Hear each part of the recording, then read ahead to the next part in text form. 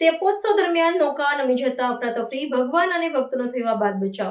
નેલ્લોર જિલ્લાના બોગોલુ મંડળમાં આવેલા ઐતિહાસિક કોંડા બીટ્રાગુંટા મંદિરમાં વાર્ષિક તેપોત્સવની ઉજવણી ચાલી રહી હતી. આ ધાર્મિક વિધિ દરમિયાન ભગવાનની મૂર્તિઓને શ્રદ્ધાળુઓને લઈ જઈને જતી નૌકા મંદિરના પવિત્ર કુંડમાં એક તરફ નમી ગઈ હતી.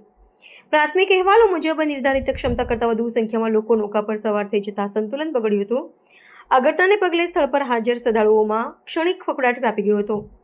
સદનસીબે નૌકા પર સવાર શ્રદ્ધાળુઓએ સમય સૂચકતા વાપરીને ભગવાનની પ્રતિમાઓને સુરક્ષિત રીતે પકડી લીધી હતી અને ડૂબતા બચાવી લીધી હતી. ઘટનાની જાણ થતાં જ સ્થાનિક તરવૈયાઓ અને મંદિરના સ્વયંસેવકોએ તાત્કાલિક બચાવ કામગીરી હાથ ધરી હતી, જેના કારણે તમામ શ્રદ્ધાળુઓ અને મૂર્તિઓને હેમખેમ બહાર કાઢી લેવામાં આવ્યા છે.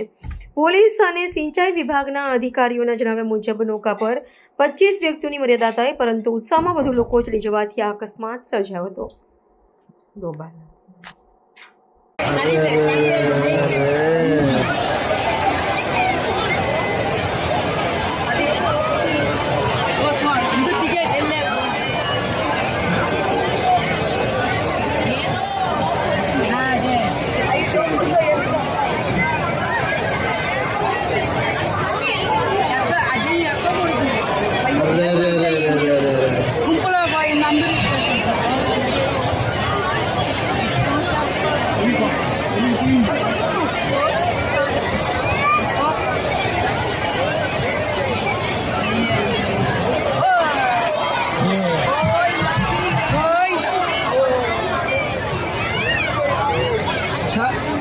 దిగేసినారు కదా అందరూ.